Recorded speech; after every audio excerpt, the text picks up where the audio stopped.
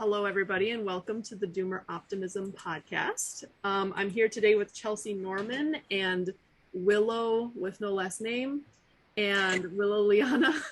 I'll let you guys just like briefly introduce yourselves so we know who you are, but basically we've sort of become friends over the past, what's it been, a year and a half, something like that, and constantly having conversations about like family and womanhood, motherhood, and these kinds of questions. So I thought I would invite these two on to talk about these topics. Yeah, I'll let Chelsey go first. Hi, I'm Chelsey. You may know me as Kitchen Marm on Twitter. I'd say, I don't want to use the term homesteader. That term has a lot of connotations these days, but sure, homesteading light. You know, modern homesteader, light in southern New Hampshire. I don't know. I'm really bad at introductions, but I feel like if you follow my account, you get a better idea of sort of what I'm all about. But I guess I'm really into cooking from scratch. I'm into what I like to call regenerative domesticity. Maybe that's just a fancy word for saying I'm a stay-at-home mom, but you know, stay-at-home mom plus. I'll preface it that way. Yeah, so I guess that's all that's who I am. That's good. Willow, you're up.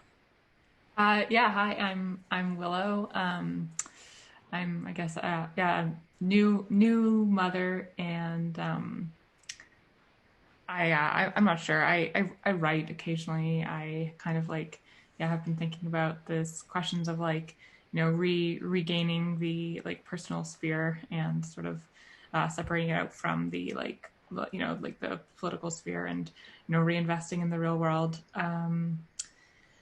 Yeah, I'm happy to be here, Ashley, and excited to see where you take things. Also not sure how to handle the introductions, but I'm sure that the podcast can speak for itself. Yeah. Okay. So I guess I just want to start by maybe I don't even know if we should start by describing our own particular setups, or maybe we should just talk a little bit about.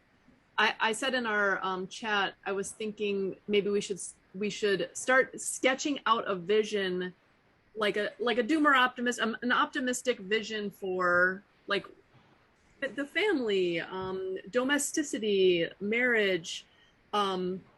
If I were to riff just to get started, I think for me, certainly the promise of whatever wave of feminism it was that determined everyone should be workers and liberation comes through like industrial work doesn't seem like it's panning out well for people.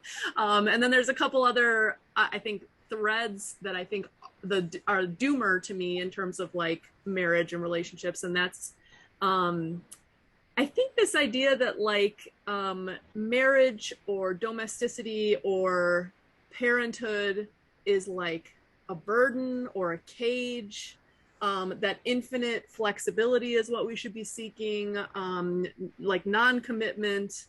And then I think for me, the goal is to kind of explore like the meaning in commitment, but maybe without all of the baggage or like super controlling of women aspects of trad of the past, you know? So I think like maybe it would be fun, or the first step we could be, I think, riffing on this possibility, like what is this modern thing we're seeking? It's certainly not totally like lib open to anything. There's no tradition and or meaning or responsibility, but maybe not all of the past bringing back forward either. So I wonder if you guys have thoughts on that. I guess I'll start. I like this term. I feel like I came up with it on Helen's podcast, actually. Regenerative Domesticity, and it's riffing off of the title of a book by Shannon Hayes called Radical Domesticity. And in it, she dives into like the history of sort of the 1950s housewife to modern day.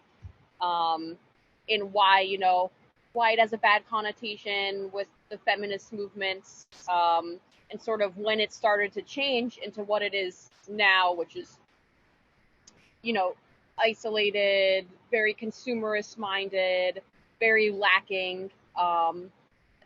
You know, not to say for everyone, but in how it's portrayed in mainstream culture. Like, why don't you have a job? You're just sitting around all day. Like, it wasn't always like that. And so regenerating that's sort of my aim, to bring it back. And that means moving away from the consumerist model, being more rooted in a place, because like I always like that's a really good book for any kind of person to read, who is trying to kind of make the transition from career oriented to home oriented and wants just something that isn't completely crunchy or completely like weird trad larpy, like a more realistic. And she's, I think, based in Vermont, and I don't even know what her politics are. She doesn't bring them up in the book. You know, so, you know, it's a good middle ground, and it's a good, objective view of it. Anyhow, she talks about like how in the suburbs, like a lot of your time is just spent like chauffeuring your kids around.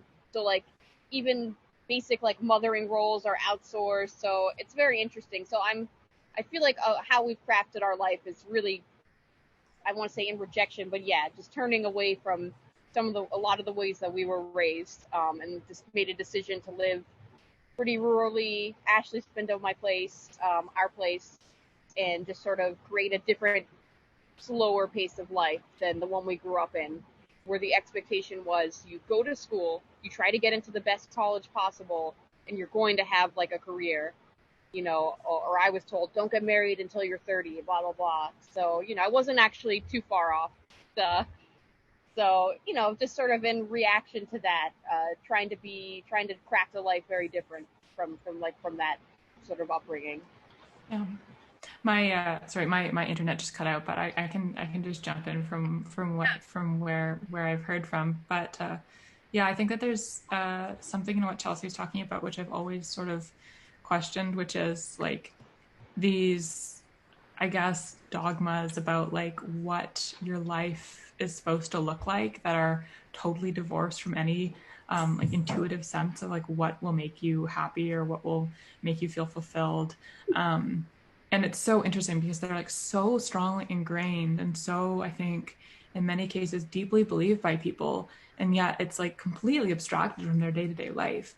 Just like, where do they like feel the happiest? Where do they feel the most secure and kind of like grounded and fulfilled? And I think like kind of going back to what you were saying at the beginning there, Ashley, it's like, I think it's not just the question that like marriage and motherhood are like burdens. I think the problem really is that we've changed the framing to essentially assume that like life should be free of burdens, which I think is not correct and is like not the way to find like a meaningful vocation or setup. And it's like this idea that like the ultimate pursuit should be basically like removing any possibility for like permanent burdens. I'll be right back. I have to get my baby and nurse. No problem. Yeah, so I think for me, the other thing is, okay, so let's just like think through the messaging. Luckily, this wasn't a super strong message from my parents growing up, because I grew up with pretty working class parents, and they were basically like, family is the most important thing you can do in your life. So thank God I had that upbringing, because that really helped the time came to have a family. But I think like in general the message is something along the lines of like the career is the most fulfilling thing and important thing, and like any burden you would have that has to do with the career is worthwhile. Those are like worthwhile burdens. The other things, like things that are happening in the domestic sphere, are not worthwhile. Hi, baby. Oh my gosh, she's so big. And they're like so I think the one thing we should just get into a bit, because this idea for this podcast started when we were going back and forth. I think it was about that woman who left her family. Was it that one? And Oh, she, Cheerio lady? yeah, I think it was about the Cheerio. Yeah, the Cheerio lady. And it was like she had She left domestic, her family over crushed Cheerios. yeah, and she had like domestic labor already, like a live-in person, I think, or somebody who was like there a lot. I don't think it was live-in. Yeah, that was, she had hired help. Oh, really? I thought she just had like a cleaner that came. Okay. Yeah, and Yeah, I don't think it was live-in. I think it was, she had like a kind of cleaner lady hand. okay. And she was like, basically like this whole thing is just such a burden. Like it's horrible. And then I think I don't know whether or not this is the case, but we talked about this a little bit, Willow. Like the idea is that you are a girl boss. You don't like the idea that children should slow down your career is like horrible in this perspective. And but then like what the unspoken part of that is that like you have to have nannies or daycare workers doing that like domestic labor. What's nuanced here though, I think, and worth saying out loud, is that like traditionally we would have a whole set of people helping us raise our kids. So then I don't want to go too far in the other direction either and say like only women should be with their children at all time. Like I have childcare for my kids, a small amount. And I think that's important to like, it's important to their development to be around other adults, I think, in my opinion, but like there's this very lacking nuanced discussion in one direction or the other, you know? Right. I mean, and I've had a postpartum doula, and now I have a little help during the week, just because it really, and I'm saying it's very, very hard to do it all, especially like managing garden, property, cook every meal from scratch, and I cook every meal from scratch. Yeah, and this is sort of like we're talking about, oh, kids hold you back. In the modern context of no family around, they do in a way. I don't want to say they hold you back, but it can feel like a burden because you're always on. You never have a break unless you can get some help that isn't family. So, it feels, for some women, I could see why they say it feels like a prison, because it's like you can't leave home. It's very hard to leave home, especially if you have more than one. You're on call 24/7. You try to maybe do an enriching project and you're always getting interrupted. So, like I understand that sentiment, and it's not divorced from the situation that many of us are in, which is no family around to help or very little help. And so, yeah, it feels like it can feel isolating. It can just feel like it weighs you down, especially in the early years.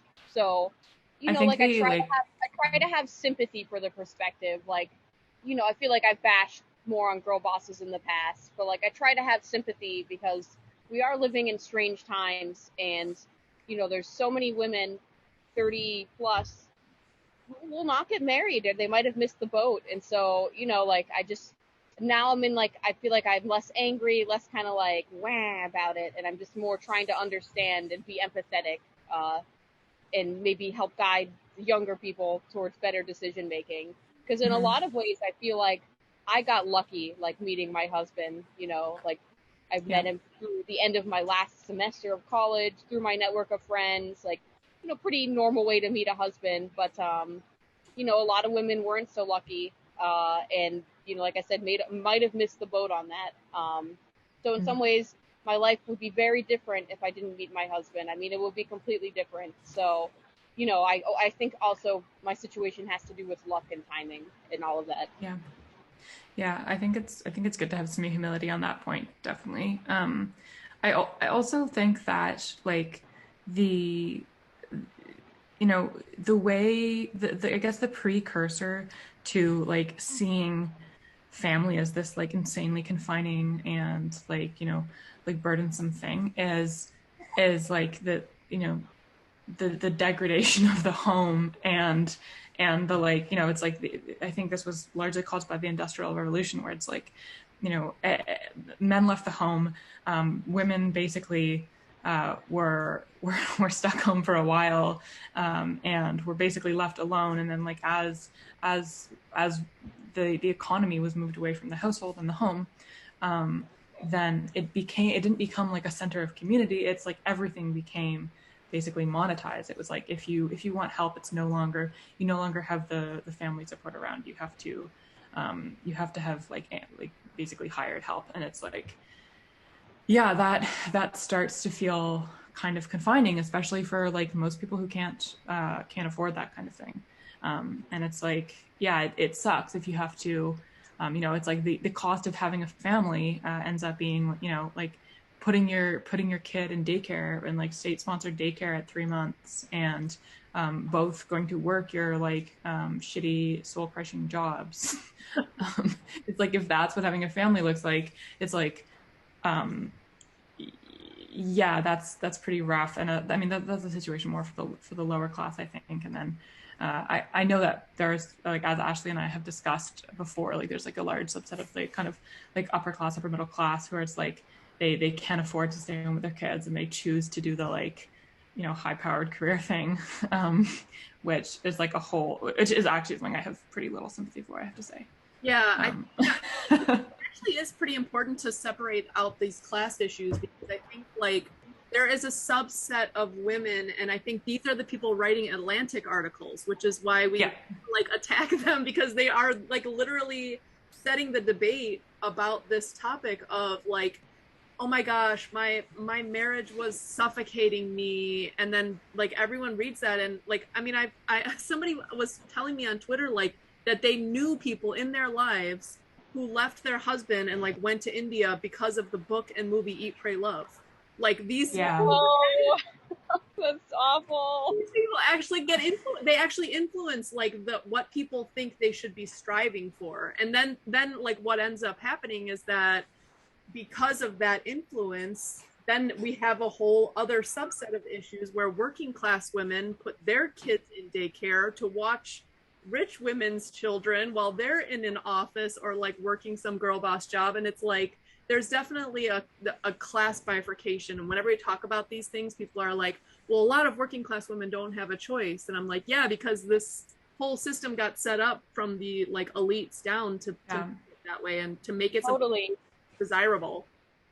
Yeah, I mean, I feel like it's honestly like this has come up in the homestead debate online. There was, there's always a bunch of like Instagram sort of fluffy videos of like, this is why we homestead and why that word is getting bad connotations. And it's like some very wealthy sort of acreage and a woman putting like goats in her, $1,000 kitchen sink, things like that. A little absurd, but, like in some ways, like it is a luxury to be able to just like have your own land and garden and do basic things like that, because of, especially now with the price of real estate and, inflation looming. So it is kind of crazy that living like more basically off of one income has become sort of a luxury status symbol. Yeah. I think that's pretty bizarre. I think it's important though not to like, like the reaction against it. I understand, and I understand the adoption is kind of annoying, but I think it's important not to like write it off because of that, which I think some people do, which is like, this used to be like, this is what was taken from people. It's like, this used to be the thing that basically was people's inheritance. It was like you were born and you basically usually inherited a farm, or like a small plot, and that was like a large proportion of the like American and I think to some degree also like Canadian stock. It's like most places you had to be growing, like you had to be growing food. We didn't have this like industrialized like machine agriculture economy. And yeah, it's like, don't like, I understand the reaction against it, but I also think that it's important to like try and stay true to the course that you think is correct. And I do think that like just these skills are just objectively essential, like for society, and they're essential to not just be held by a few people. They're essential to be like slowly decentralized and brought back to like a a larger number of people. Yeah, and you know what? I also think like not just homesteading, but the relationships in the home, like your relationship with your children is sacred. I mean, yeah, not even like a particularly very strong religious person, but like it is a sacred relationship, and you know that it is when you have a baby. Like it really you can't like deny that fact. So then I think this gets into the debate of like you know, what is meaningful for people, like what do we value. And I think like anyone who has, you know, who has ever had a kid knows like how important that relationship is. And I think part of the optimism for me is like reinvigorating that, you know, that like the or grab a hat. Okay, at least saying out loud like you know, that this, it's okay to center these relationships. It's okay to center parenting. Like it's not drudgery, it's not backwards. And I remember like talking with Joe and Chelsey when I went to visit them, and Joe was like, yeah, I think a lot of people say stuff to Chelsey like you're only a housewife, like only as if that's not like such an important and meaningful like well, it's funny, right? Because like the situation we're living in now is that people assume the default is that you buy everything from the grocery store. And so it really does, like, it does feel like, and in some ways it kind of is like a like luxury item to be able to stay home, like we were saying, to stay home and you know, like prepare things yourself. And it's like, but the thing is that the like learning and execution of those skills is something that's going to put you in a place where you're just more capable of fending for yourself and more like competent, and plus you're like living healthier in the moment, right? But I don't know, it's like I think that there's going to come a time when those skills are going to be indispensable. And I think now is the time to be building them. But I think like I will just say like one thing that I think we're kind of like one of the central questions, maybe two central questions to me around this are like, yes. I think one of the biggest questions that has like motivated my thinking about this is like, how do you have a society where women are able to stay home with their children, and have that staying home with children be like fulfilling and meaningful and balance it with other things, and have it not be basically this confining and drudgery thing. And I think that part of this is that the purpose of your life has been so consumed, or the narrative for the purpose of your life has been so consumed by the like individualist narrative, like individualist ideology, that it's really hard for people to understand how to incorporate their kids into their life purpose. And so it ends up being that you have like your children, which are this like auxiliary consumer item, which are basically like you have to cart them around to dance classes, and you have to like buy them things, and it's like you have to buy them childcare, and you have to like, you know, basically like move this thing around from place to place so that you can do other things. Chauffeur mom. And it's like exactly, and it's like people have really lost the idea of how to have their kids like, you know, meaningfully and substantially part of their lives. And I think part of this is that nobody feels like they can make any, like they have any purchase to to like ask anything of each other. They don't think that they can basically make demands of each other, or like, you know, I think to some degree it's like the fact that I have, you know, a daughter, and that she is going to be, you know, cared for by me for like a long time. It's like that comes with some responsibility of her, and some responsibility of like, there's a dual responsibility for us to care for one another, to like help, like for me to help her set her up to live her life in the most fulfilling way, to teach her what I know, and for her in turn to like care for me, and to some degree I think continue out like my, you know, work in the world. And I think that can be very controversial for people, because they're like, oh, you know, you can't like tell your kids what to do.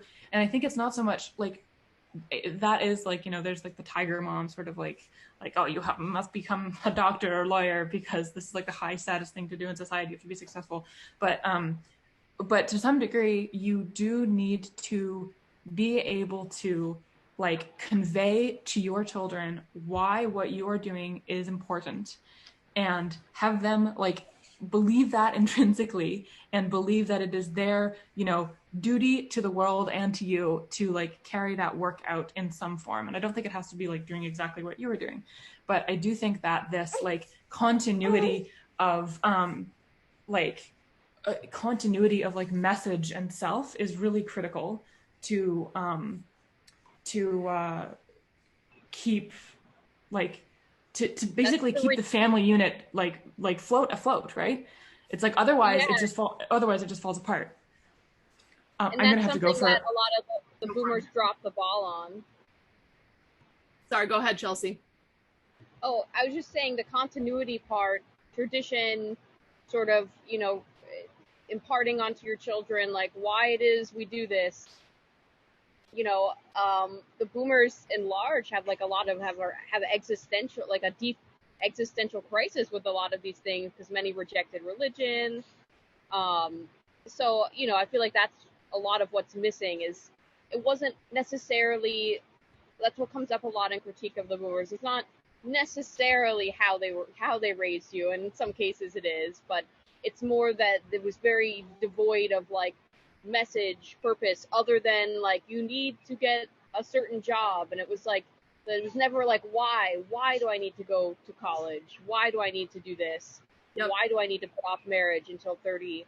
And the only thing, if you scratch a little deeper, was like, so you can like have fun and like do the things that I couldn't do. Like, so I don't know. I felt like, you know, it's that was sort of the messaging I received, anyways. You know, I know some people have different experiences, but so yeah, Willow's absolutely right. And again, I'm going to bring it back to the regenerative domesticity. A lot of the art of it, a lot of the meaning and the purpose has been lost, and like soil or land you need to regenerate, it doesn't happen overnight.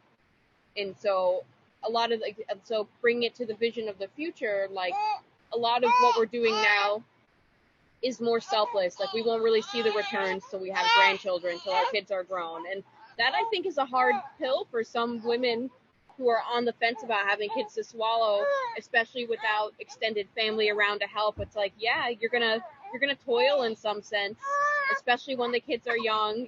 Maybe you don't plan to send them to school. Oh, hey, sweetie. Hey, sweetheart.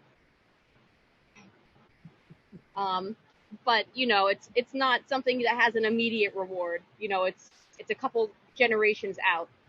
Yeah, I totally agree with that. And I think like, okay, so this metaphor is so useful because I think like, okay, well, at least in my experience, like I studied sociology of education for a little bit before, you know, as adjacent to my study of environmental issues.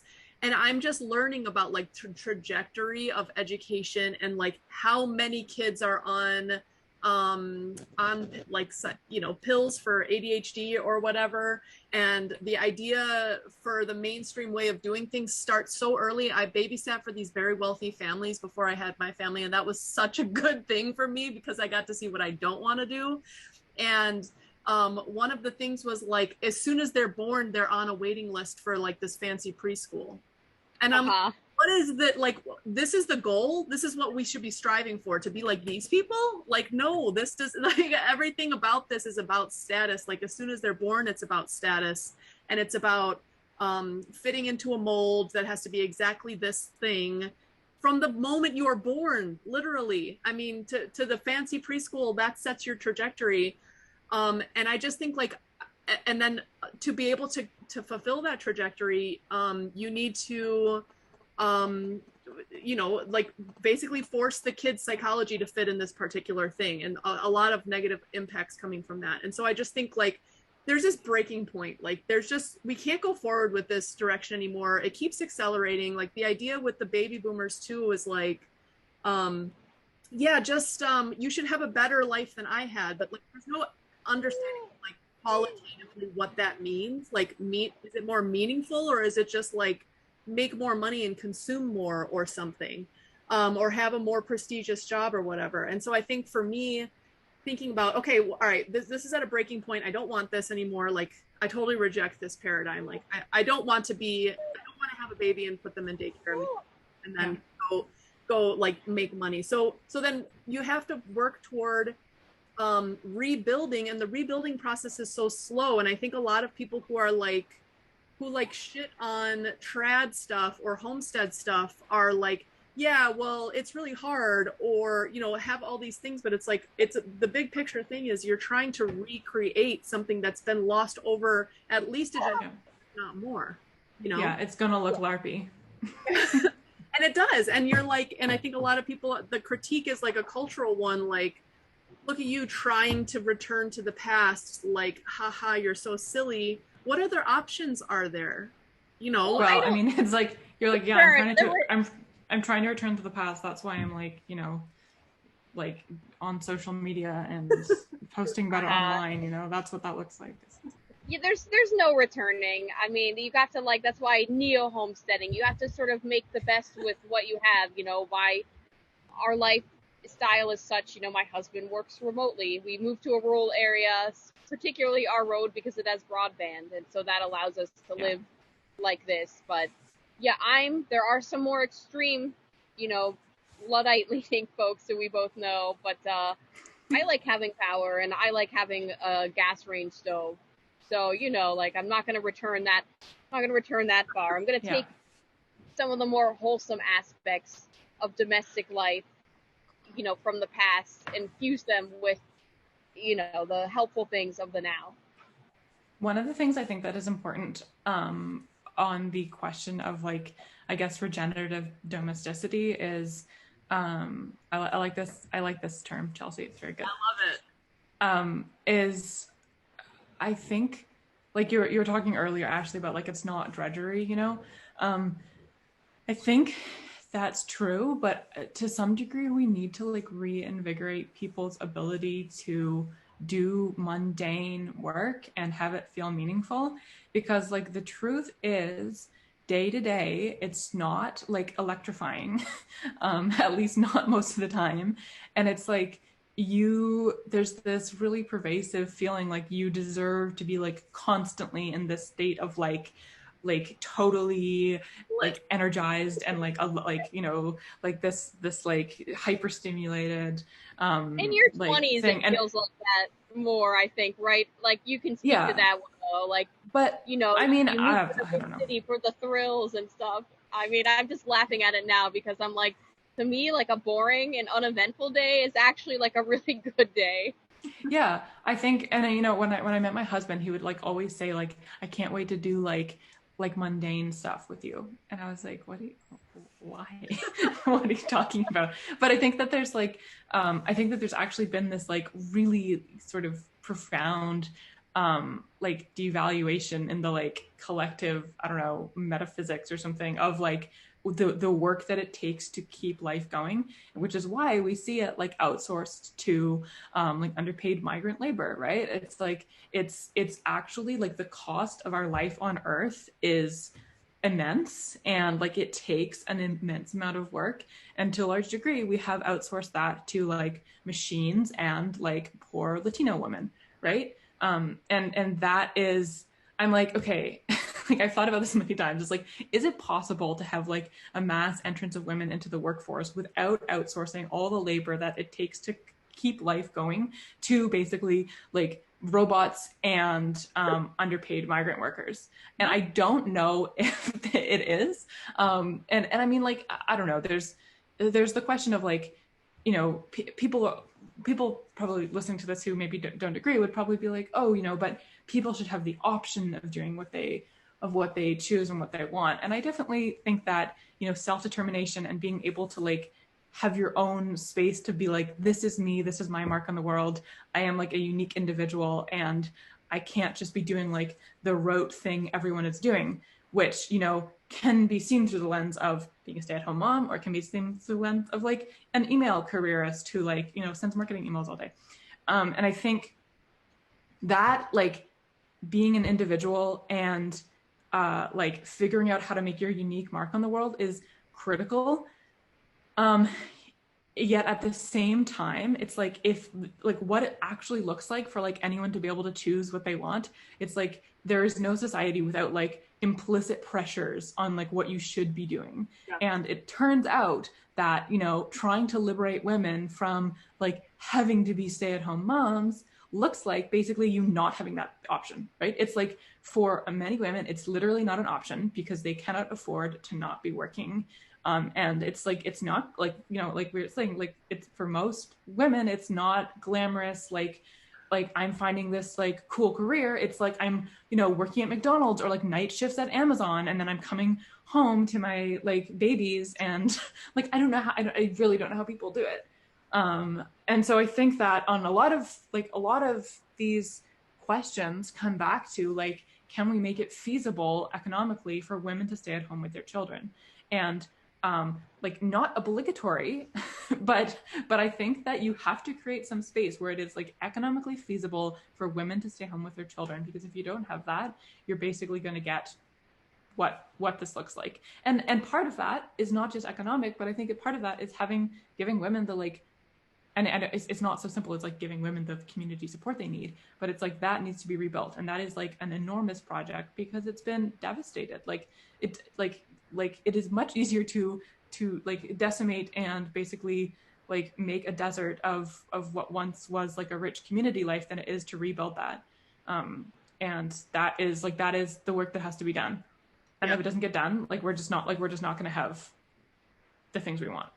I just totally stand millennials because like I think well, at least the ones that I know who are doing this stuff, like who are just trying so hard to like take the responsibility of parenthood seriously and to build community connections and all of this stuff, and like despite all of the challenges, just like soldiering ahead and being like, I don't care, this is what I value, I'm doing it. I stand that so much because I think it's really tough to swim against the tide and to sort of be alone with this goal, and even among some of your peers, you know. Mm-hmm. And then being like, you know what, even if I can't get help in my kid's young age, like I'll be a committed grandparent and I'll like help rebuild that like intergenerational capacity. Yeah. I'll tell you what, having, you know, Ashley, you have 3 children, so as you know, having 2 under 2 as well, like it really puts your marriage through a stress test, because there's like starting to lessen up, but for the first few months there is no time for us to spend together, and like maybe the hour or so we get, I'm like usually exhausted. So, you know, like it's maybe not everyone's, because we haven't really touched on the marriage aspect of what we had hoped to so far, but you know, it can be really tough on a young marriage to just like have kids, have more than one kid really soon like we did. And so it's doesn't live up to some, especially millennials' expectations of what a marriage is. Never mind marriage, you know, for like a lot of millennials, I don't know like what the percentages are that are unmarried. Like, you know, there's people well into their 30s who have really unrealistic expectations for just like a boyfriend or a girlfriend. So if they even take it to marriage. I wanted to just go back to Willow's comments on individualism. I was thinking too that, you know, like it's very trendy, be green, sustainable. Well, okay, like doing this sort of atomized urban career self-focused thing is not only like materially like not sustainable, it's like spiritually unsustainable, and we're seeing, you know, the effects of that now. And like a lot of people waking up and being like, well, why, you know, like why does this feel so hollow, and like how can I get out of this? Yeah, I think it's definitely true. And I'd like to touch a little bit on marriage and like dating, and I think a lot of like the really simplistic view of people who are, I don't even know if all of us would call ourselves trad or not. I'm just like, I'm like post-liberal, whatever that is, like, because I just reject this mainstream like idea of what we should be doing. But I think like, okay, so in terms of marriage and relationships though, I think a lot of people who want to like caricature trad things are say something along the lines of like, you know, who wants to go back to like being a property of a man and this kind of thing. So I wonder, I don't know, do you have thoughts on dating, marriage, like the role of the man in the relationship? Like I could just start by saying like, we've brought a lot of our work into the home even early on in the relationship, and worked remotely when possible. I was like a grad student for early having kids, and Patrick was too, and it was really nice, like just both being home and sharing that burden of childcare and like domestic labor. And it wasn't like from a like Patrick was definitely the not like I'm doing this because I'm a male feminist or something like that. It was just like obvious that that's what needed to be done for things to be smoother. So well, it wasn't ideological, but it worked out. I think that there's a sense in which like your ultimate like opinions on things don't matter, or shouldn't come in the way when it comes to like what needs to be done in the moment. And it's like when my husband and I first kind of like were living together before we got married, like I was his carpentry apprentice, and he took 2 months off when we had our baby because we like timed it so that it could be in the winter, and that it's a time of year that he actually is able to have some time off. So we were really, really, really lucky that our setup afforded that. I think that, like Ashley, sorry, Chelsey just stepped away for a second. Ashley was asking like about marriage and like the kind of man's role in the relationship. And I don't know, I'm not super ideological about this. I think that obviously there's a degree to which like it just makes sense that like I have a small baby. I cannot be working right now. And like Phil's work like can sustain us, and so hold on, he's actually just getting home. So I've got to go into the other room. Like we are a single income house. We have been for a while before we had a baby. So there are some things that are relegated to me. My husband's extremely helpful on all fronts.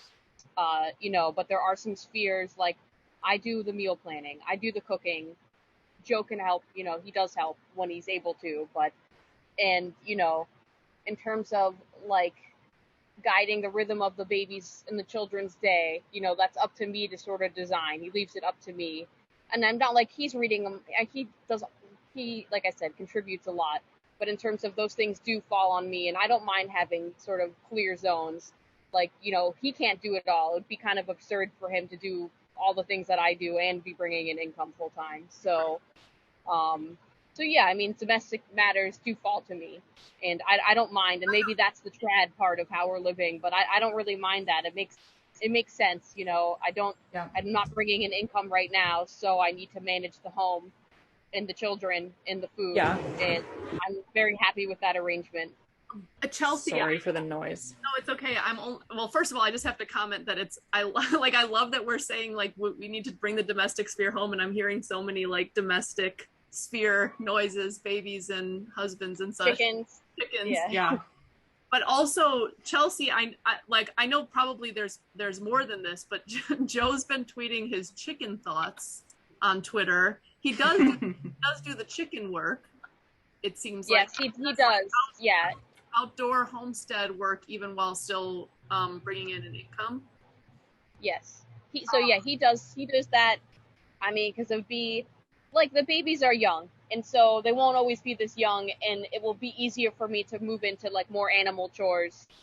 Some women do it with young babies, but for right now, like, I have like a not really almost verbal, almost 2-year-old and a 4.5-month-old. So it's just, unless I do it at night when they're asleep, it's a little hard. Joe also enjoys managing animals. He can't wait to get more animals. We're just doing it slowly so we don't, run ourselves too thin.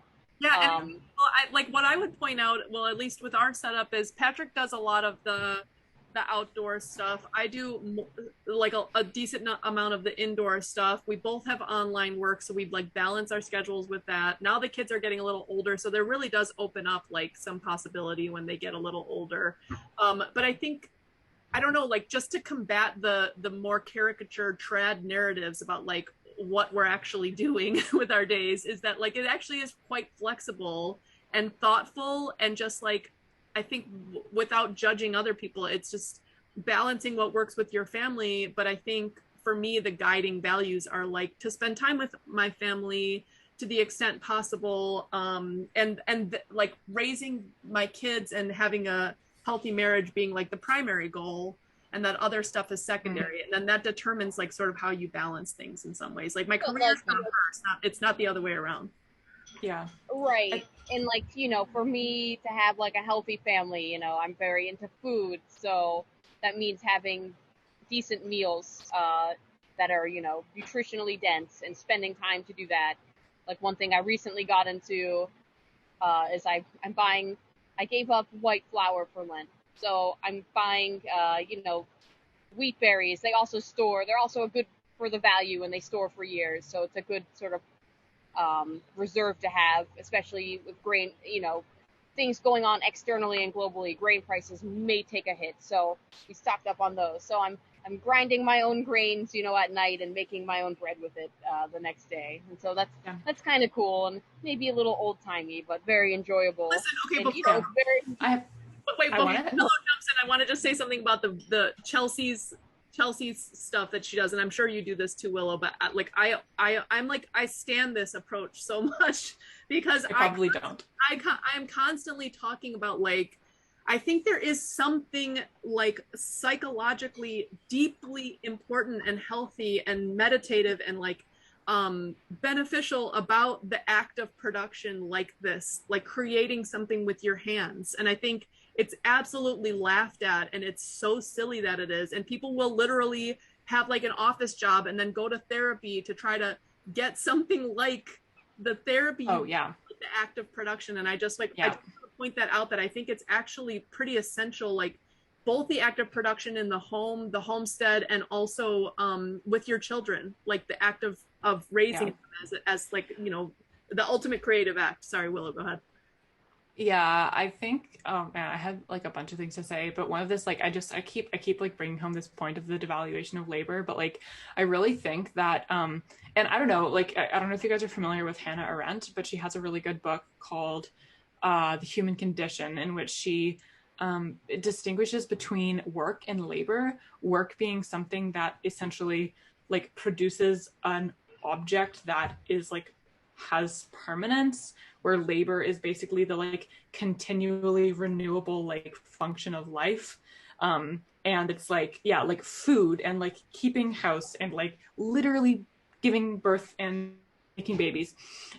It's like these things, I think, because they don't, I mean, obviously except for the like making babies, but they are like part of life, right? It's like the upkeep of life doesn't have a like end product except for the like continuation of life itself, and you can do that to like a higher or lower quality, but it's continuously necessary, like it doesn't needed. And it's like I think that people have been memed into this idea that the only thing valuable is like something that produces like a product like money or like a physical good, and I think those things are important, but it's like the like continuation of the self and the like continuation of like the project of life, which requires like doing the dishes and like all this stuff. Like I have there's this great quote from like a tea towel from like a craft fair that I got one time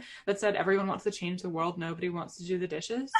And I think this is like a very like profound statement, which is like there is work that needs to be done that is like not exciting, not like it doesn't feel like revolutionary, but like it just has to be done. And I think coming back to the question of marriage, it's like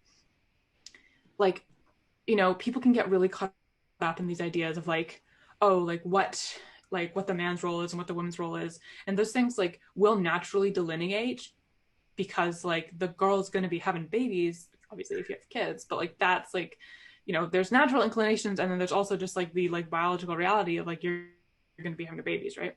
And so those like things like will fall into place. And I think that like people maybe spend too much time sweating it, but in the end, like you just have to do the work, and it's like whatever work there is to be done. And obviously you can have problems where like people aren't pulling their weight, but like if you are like committed together in marriage of just like making your life project work and you're both like all in, then you do the work that needs to be done in the moment, right? And if you can do that with like grace and with like good faith and a positive attitude as much as possible, you're going to be way better off. Like I heard a story recently of somebody who's his wife had like a new baby and was basically like not doing housework because he was like, oh, like guys don't do that. And it was like, are you what are are you insane? What are you doing? It's like, it's not like it's like, oh, he couldn't because he was like had to work a ton. It was like he was just like, that's not my role. And you're like, politely fuck off. Like, please do your share, right? It's like you're like rocking a crying baby and your husband's like, well, I'm not going to do the dishes because that's my job. And you're like, okay. There's like toxic attitudes from both sides of the like kind of meme spectrum. But yeah, it's like you are like committing your life to another person, and you are committing your life to like a project of like raising a family and like creating your piece of the world that will like continue beyond you. And yeah, it's just, you just do what has to be done. Yeah, totally. I'm reminded, so I interviewed Nina Power recently. I don't know if you guys follow her at all, but she wrote this book called What Do Men Want? And I just pulled it up, the last part. She's basically saying like we need a reconciliation between the sexes. Like there's just like so much unhealthy relationship between the sexes, like between men and women, toward the opposite sex, especially in like these some extreme like meme, there are little subcultures like like men's rights subcultures type things, and women hating men too. Like I know a lot of millennial women who are like upper middle class who treat their husbands like shit, and they think that's like feminism. I don't know if you guys know this type, but they're like just bossing them around constantly and like putting them down. Oh yeah. And I'm just like we have got to do, I mean, we can get into this with marriage more, but there has got to be like a better culture of mutual respect of everybody involved. And I just feel like some of the things we're advocating, people are like, that's so trad. It's like, just respecting other people. Why do I even need to say this out loud? But I just wanted to highlight the last part of Nina's book, because when I interviewed her, half the interview got cut off. So I want to read it now. So it says, we would do well to revisit old values and virtues, honor, loyalty, courage, in the name of reconciliation. The games we play as men and women, separately and together, are cosmic, and all of our lives are meaningful, even when they seem bleak and sad. To imagine that men and women can be better and are fated most wonderfully to sometimes be together is, in the end, to respect the strange marvel of human existence as a whole. And I just like think like the complementarity of men and women, and like respecting difference, respecting heterogeneity, but then like, I don't know, it's just like all of it is one big complex mess. And I think if you go into like older values and older virtues, like it helps guide those relationships to different ways.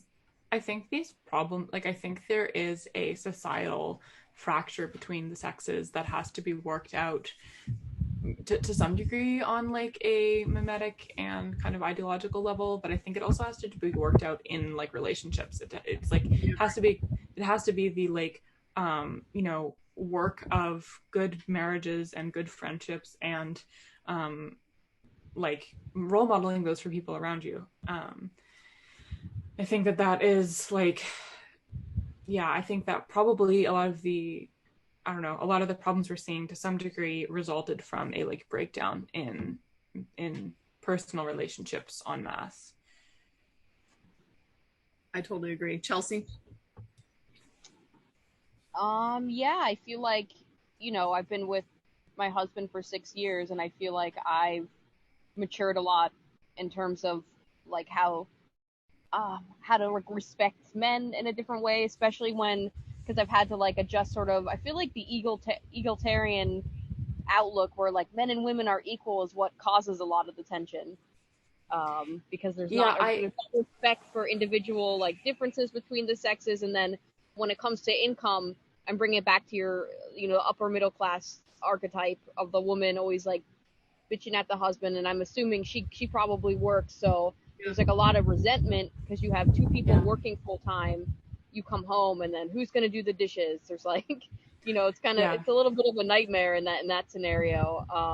So like a lot of resentment builds up, and resentment builds up in other ways. But I guess I feel like, as what Willow's saying, it's like the work for me it's done in the relationship with my husband. And I feel like there's always work to be done in communicating. We're both kind of like hotheads, so in some ways, it's fire with fire. The tension, we amp each other up, but it's usually just we need to communicate a little bit better and things work out. Yeah, I have on the question of like both people are working and then like you get home and argue about who's going to do the dishes. There reminds me Comes of a back really to the good. dishes. Always the Yeah, well, it reminds me of a Wendell Berry quote, who I think has like probably informed, or at least I don't know, reinforced my views on these topics. But it says marriage has now taken the form of divorce, a prolonged and impassioned negotiation as to how things shall be divided. And I think that this is like one of the like really key things as to like, yeah, that's definitely happening. And it's like if your marriage basically looks like you constantly trying to be like, well, who's going to do this? Who's going to do this? Who's going to do this? Right? It's like, I remember when I started dating my husband, there was just a huge relief because I realized the degree to which I had been like, there had been this really deep anxiety of like, what role was I in previous relationships? And it was like, I didn't realize how much like mental unrest and anxiety this was causing.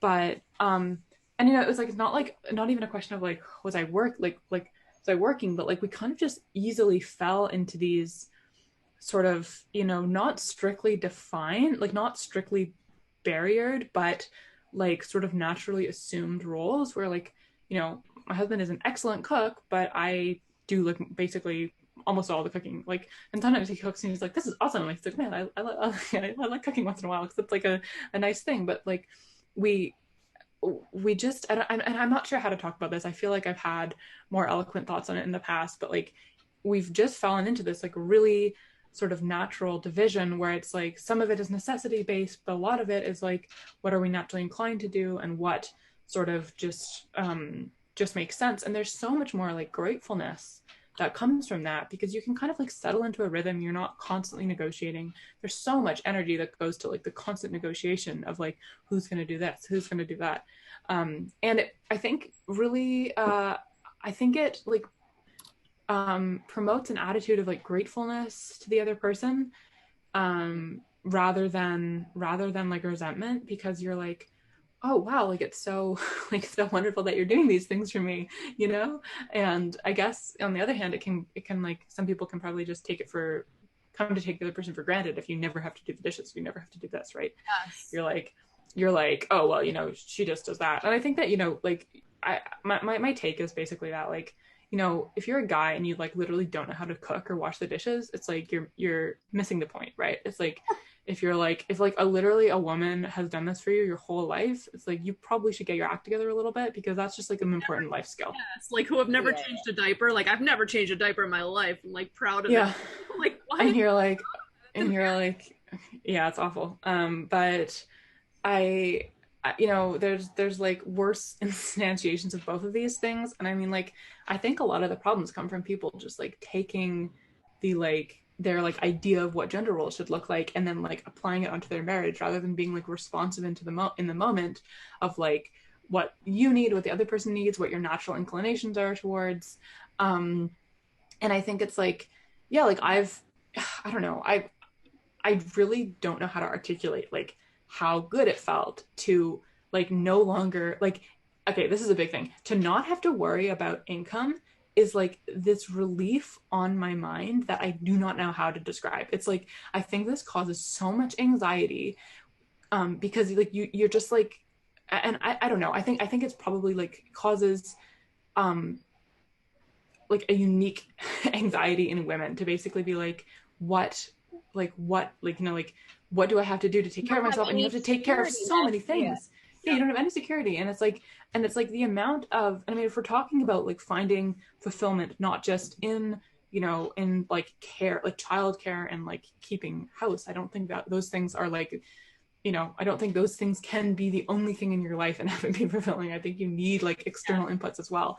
And if we're talking about that, like not having to worry about income frees up so much creative energy, because like I have the luxury. It's like not every single moment of my day goes towards like, food, house, and child, right? It's like I do have free time, and that free time can be like it can be considered to like towards like other potential money making endeavors, but it can also be like a creative time. And the more women who are around, the more female community you have, like literally you have so much more creative energy to unleash, right? And I'm like, I think handcrafts and like textile work is like wonderful and important, but like I don't think those things have to be going into like embroidery, right? It's like that creative energy can be directed in so many different ways. And I think that like I've thought this before, that like what you know, it used to be that basically women like were not in the workforce, or at least didn't need to be, like they like did sometimes like part-time work, but they didn't need to be working. And I'm like, maybe you need to subsidize literally half the population to not be working and basically doing like the upkeep of life and like community building. And that's like what if that's what it looked like? What if basically it looked like women basically creating and crafting these like communities that kept everyone's lives like enriched and fulfilled? Right. I think and that's like they already do that, like, but just strained, like extremely strained, in a strained way, you know, but they're still getting home from work and they're like working behind the scenes. I have a comment and then a question. So yeah, we had a moment, I think early on in our relationship, where I sort of thought, I think like a lot of people, you know, there's this whole culture of like, oh, she's nagging at me, you know, but it's like she's nagging at me to do stuff. And so then I think the idea is like, how can we screw each other over to the extent where we get the other person to do the most work at our expense, is like, you know, a lot of men's approach when we first got together was like a lot of people giving us marriage advice like that, like she's just going to try to screw you over, like don't let her get away with that kind of stuff. And it's like this very competitive mindset. And I think like shifting away from that, totally rejecting that and thinking like, I want to do the work of taking care of you because I love you, and because when you're taken care of, our whole family thrives. And the other way around, like the more we take care of one another and collaborate in this project, like the better we all are together, as opposed to like, you're going to get something out of me kind of attitude. And then it also reminds me of the thing you were saying, Willow, like I think we're better, like what we can create, like you said, oh, I feel freedom from not having to think about income, for example, like us, Patrick and I, both working on this family thing together is infinitely better than either of us trying to strive toward some version of this alone. Like it would be like 10% of what it is together, one of us trying to do it alone. Like the collaborative effort is just hugely, exponentially more impactful toward what we can accomplish. The question I have is, that requires a tiny bit of backstory. We're friends with, we're in a group chat together, and within this group chat, I brought up, what does a Chad woman look like? And there was some back and forth because we know what the Chad guy looks like. And someone in the group chat said, you know, basically there's 3 Chad women. There's the maiden, the mother, and the matriarch, because we have distinct phases in life. And we know what the Chad maiden looks like because that's like basically what they're telling us to be all the time. Like just stay infinitely young and like attractive, and your goal is to be like a sex object or whatever. But I think it would be cool right now, just honoring that conversation we had offline, to talk about what is a Chad mother and like a Chad matriarch, you know, older woman. I guess Chad mother. Again, I'll go with food. Prioritizes, you know, cooking, and like nutritionally dense meals. Has that sort of sorted out for herself and family. So that's like that's my input.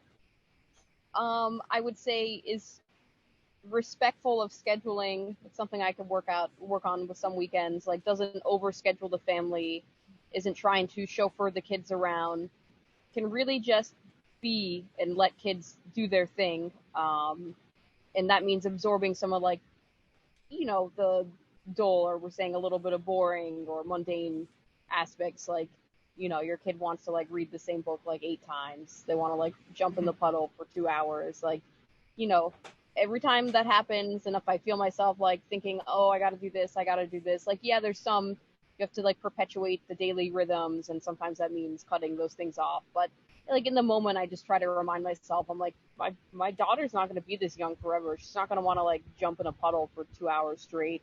Yeah. Just appreciate it now, while she's doing it.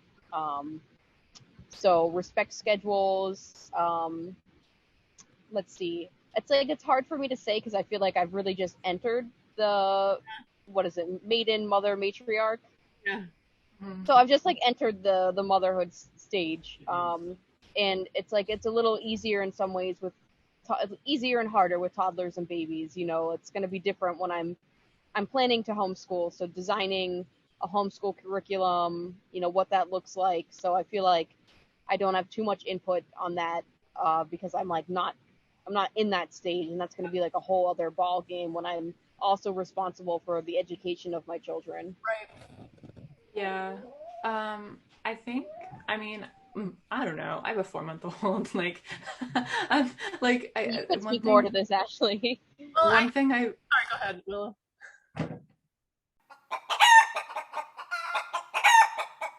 And also, the update is that Chelsey had to go. Oh, you says you're connecting to audio. So I was like, let's just. Yeah. So, do you have to go? Sorry. No. Okay. I only have 8 more minutes until I have to pick up the kids from school, but I just wanted to wrap up. Yeah. This. I don't know where Chelsey is, but we can just. No, Chelsey said she had to go. She was like, I literally have to go right now. I'm like, that's fine. So Chad, mother, you go, and then I can tell you when. Yeah. I mean, I was just gonna say, like, I was just saying that I think that you kind of like have to embody something that your kids can, like, you basically have to be a role model for your children. And I think that there are like explicit values that you have to pass on, but it's like, I think you have to figure out how to balance like, patience and discipline and compassion and like listening, like being genuinely interested in your children and like meeting them where they're at versus like pushing them, and like holding kind of a vision for life that they can see and I guess fall in love with as well. And I think I think you like, I think that there's a lot. I think you have to bear a lot. Like you have to like suffer and endure a lot. You have to do that gracefully without like excessive complaining. I think that I think you're basically, and I don't know because I'm like, I have a 4-month-old, right? It's like, I think you essentially, like my idea of it, perhaps that I will probably hold with me as I go forward on this parenting journey is that like, you have to,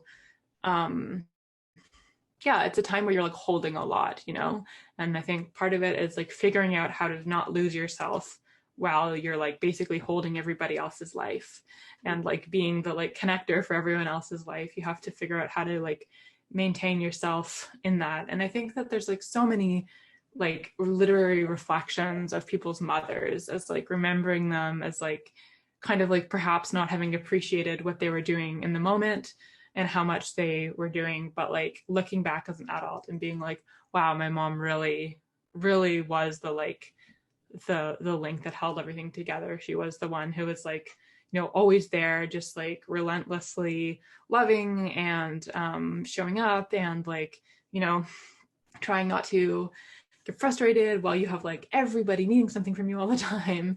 And so I don't know. I don't know if I like I don't know if I like the framing of Chad because I think that like it's I don't know. I understand it. I think it's like what is the like kind of platonic ideal or like what should we be striving to be? And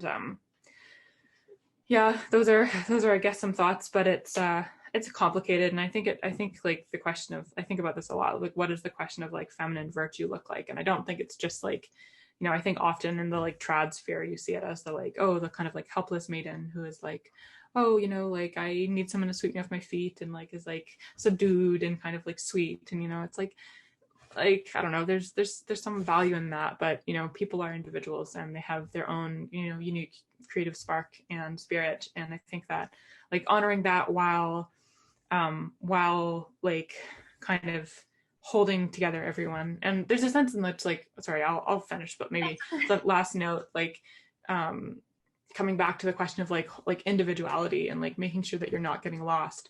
I think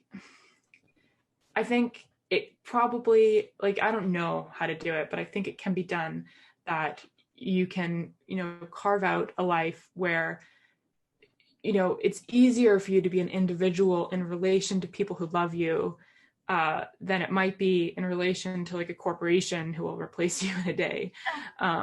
And I think that while there's like grand aspirations to kind of changing the world and like being this like revolutionary figure, that I do think is the kind of like underlying myth behind the like corporate thing, and you end up working a corporate job, not like changing the world, for the most part. But I do think that there's work to be done in like loving people in your own unique way, and like striving to be kind of the divine force of like of love and motherhood. And like, I think that's going to look different for everyone, because everyone's family is different, everyone's a different individual, and they have like their relationships are the defining web of their life, and I don't think that can look the same for anyone, and I think it's important to remember that. I think for me, like if I'm trying to think about the platonic side of things, like a platonic ideal, I really love the idea that, okay, so maybe there is a period of time where you're like young and you are a maiden and you're not exactly sure what you need, and maybe there is something platonic about like being swept off your feet by like a strong masculine figure or whatever. But then I don't know, I can see a shift in motherhood where you like step into your power. And like the strength of your like convictions and values can steer a whole set of people's lives and circumstances by your presence. And I think like absolutely huge power in that. And then I think like if we're thinking of the matriarch stage, like really pushing that to the more extreme power, like you've got the wisdom, like you're holding people together, the answers to questions they don't even know to ask. You're there like solving problems in advance, like, and you're this glue. And I think this actually really ties into a lot of my values about like informal things and illegibility, where like the woman, as like Chelsey was saying, you stand there while your kid is like playing in the mud, like they're not looking at you thinking like, I really value your time for standing there while I play in this mud, but like that experience is essential for them, and it's available to them as a memory for the rest of their lives because you stood there at that time, and you just doing it and valuing it, like as the neo hippies like to say, you're holding space. Yeah, you're holding space, but like you with your intentionality, you are like determining like the way that your children will become, what your marriage will be like, and that marriage is and like I sound like some like family, I don't know, the family advocate, like I'm some conservative from 20 years ago, but like your marriage is the bedrock for like this community. Like a healthy marriage and a healthy family is like the bedrock for the rest of the community. Because if your marriage is thriving, you have life to give, right? Like you can bring people in and they can like share in that love, rather than like, if you're not like, if you're going through a tense period with your spouse, like I think it's often the case that you like are kind of feeling more closed towards the world. You don't want to be that like that grounds for community. And I think that there's huge work in that. I know you have to go in 1 minute, but it's and I think I'll just end by saying like a generation of like strong mothers basically like raising their kids is like, you are shaping the future generation. Like you are the foundation, and it's often invisible, right? But it's there, and I think it's critical. Yeah, totally. Okay, I gotta run. We all have our family duties to attend to. I grabbed the children from school, the older girls. But thank you, Willow. Thanks remotely to Chelsey when she listens to this in the future. And this was awesome. I'm sure just the beginning of more conversations about family and all those things. So thanks. Thank you so much, Ashley. All right, bye.